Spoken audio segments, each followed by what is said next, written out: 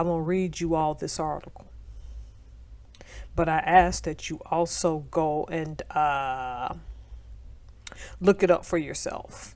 I'm just going to read it based on how the Daily Mail reported it. Of course, me being a Washingtonian, I would think that this is something I would know about, but never heard about it till I saw the article in the Daily Mail. Pardon the motorcycle and car noises in the background, and also some potential dogs that belong to my neighbor. My husband's doing some maintenance on some of his vehicles, okay? Before I read this article, understand that I'm not trying to say that Seattle is representative of the entire state of Washington, because it's not, nor is this going to be a political argument. I'm merely going to read the article, then say a few things and let you all have your opinion. Because I just don't care to discuss politics. That's just me. Though you may see this as political. All right, so here's the article.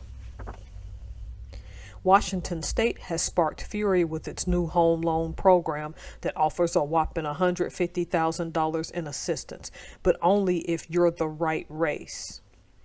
The Covenant Home Ownership Program, launched on July 1st, claims to be fighting racial discrimination by helping first-time home buyers snag a 0% interest loan for down payments and closing costs.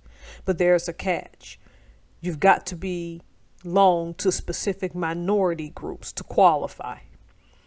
Applicants must be at or below the local median income, as well as fit into select minority categories like Black, Hispanic, or Native American, omitting white people and other groups. The program also excludes other groups that have faced historical housing discrimination. As their website states, the data is limited when it comes to documenting the lasting impacts of historical discrimination. The program, born from the state's 2023 Covenant Home Ownership Act, targets individuals with deep roots in Washington. That means being related to someone who lived there before the 1968 Fair Housing Act. The Covenant program's initial eligibility criteria are intentionally narrowly tailored. The Covenant Home Ownership Program writes on their website, while many racial, ethnic, and religious groups in Washington were subject to unjust and egregious housing discrimination, the Covenant program considers not only this history but also its current impacts. Some of the groups discriminated against continue to show much lower home ownership rates compared to the general white population. These are named in the initial eligibility criteria. However, for other groups, such as Jewish residents, the data is limited when it comes to documenting the lasting impacts of historical discrimination. The state's Housing Finance Commission, tasked with this racial juggling act, claims they're just trying to reverse racial disparities in home ownership. But critics call it reverse discrimination. WTF, it's affirmative action for housing that most still can't afford, one user wrote on X. Another angry user commented, new home ownership assistance program for everyone other than white people. Thanks at WA House GOP, you never fail to screw us. Again, not political. Defenders of the program argue it's a necessary step to right historical wrongs, but the site explains the program does not represent a formal reparations effort. The Covenant Homeownership Act is one small effort to remedy past and ongoing discrimination and its impacts on access to credit and home ownership for BIPOC and other historically marginalized communities in Washington state. It does not represent a formal reparations effort. Okay, so that was a quick article. I don't know in what direction to go with this. If you know anything about Washington state history and when Roosevelt, FDR, put out that executive order back in the 40s. You can see evidence because there's museums out here that still discuss the internment of the Japanese. So there had been Japanese people living in the state of Washington prior to 1968. So you're saying this is for Black, Hispanic, or Native Americans, omitting white people and other groups. Do Asians count as the other groups that you are discriminating against? Let me be clear, from a Seattle standpoint, that city takes diversity seriously. Okay. So they got festivals for just about anything. The St. Patty's Day is celebrated hugely, particularly at a bar called Kale's. And Kale's is rumored to have a ghost, which I call demon, that still walks that place to this day. That some people who visit the bar said they've seen the headless man walk around. Every 2 years, they have an Arab festival. They have ethnic festivals. I think there's a Croatian one too, and I may be wrong.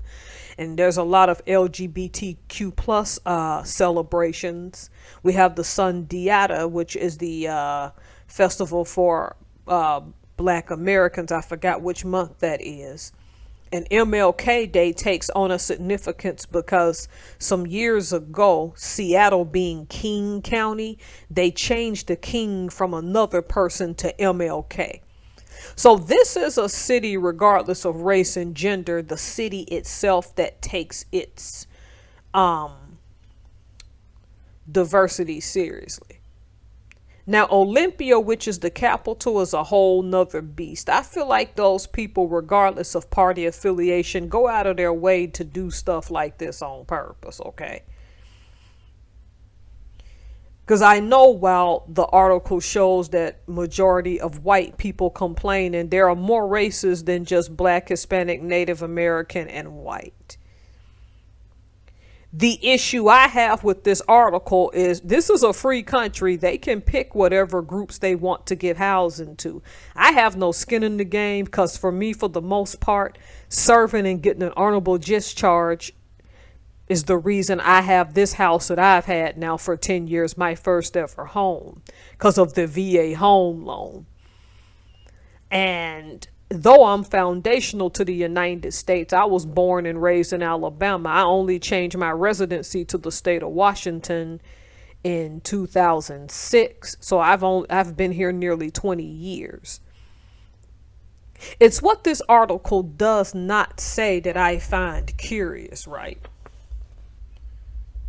So there is no significant data to show in the present why some groups were chosen and some weren't. And don't get me wrong, you can read between the lines, but because I live here, I know a significant amount of Black homeowners. That does not mean, again, that there's no discrimination in Seattle despite its diversity, because it's a long-standing note that Seattle has a habit, even with Africans, of pushing a lot of the Black people in that city on the south side.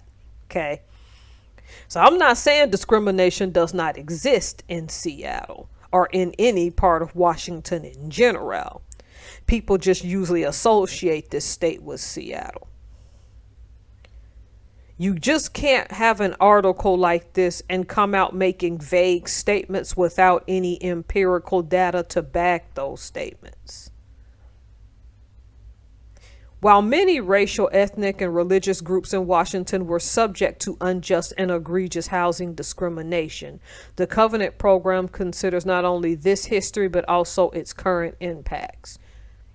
Okay. That one was one thing, and I know there was something else here that I was like, this program also excludes other groups that have faced historical housing discrimination, as their website states. The data is limited when it comes to documenting the lasting impacts of historical discrimination. That statement alone, and I mean no disrespect, is going to get this organization sued. Because somebody of a race that was not listed on here is going to apply, and I can see a lawsuit happening, and they're going to win because you have to substantiate a statement like that. If you're saying the data is limited, how do you know? Do you know surface level that these groups were discriminated against? Where is your data to substantiate it? And look, I know as a black person, I shouldn't be saying this because I know some people like, well, you weren't born here, and other people gonna be like, well, why are you acting like a sellout? That's not the issue. What I'm saying is, based on how this was handled and because the statements are vague, a lawsuit's coming. Okay. For all groups, because again, I think this is a free country. I think you should be able to write your grants however works for you, but at the same time, you can't make blanket statements and not substantiate that, because somebody gonna take you in a courtroom and force you to substantiate it anyway. It's not what they say in this article that I find because they made it quite clear who the housing would go to. And being that I live in this state and understand a little bit of its history, I get it. It's not there. It's what they're not revealing. It's missing gaps, like this empirical data to back what they're saying.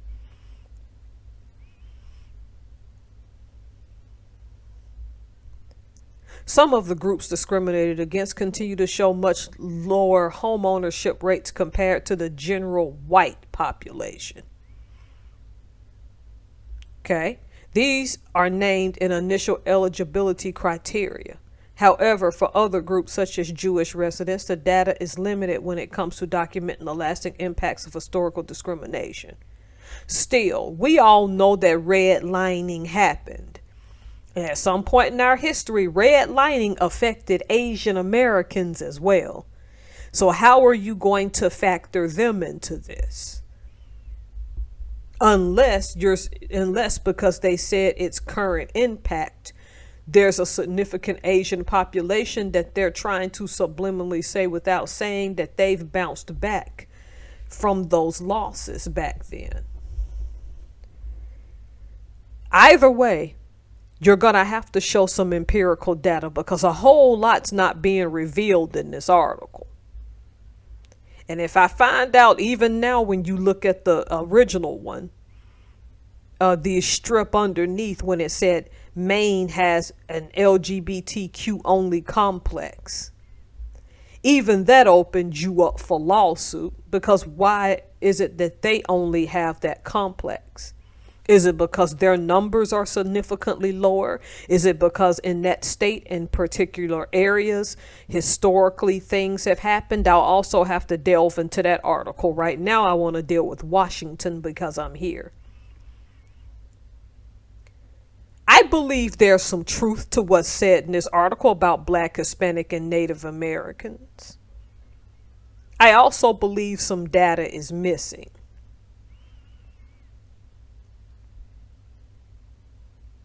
There are white people that could live in this state and be poor and genuinely want a house but could not get one either. I'm not here again to tell people how they should and shouldn't write their own acts in legislation, but I am telling you is when those acts have gaps and don't have enough empirical data, we know what's going to happen. Lawsuits are coming.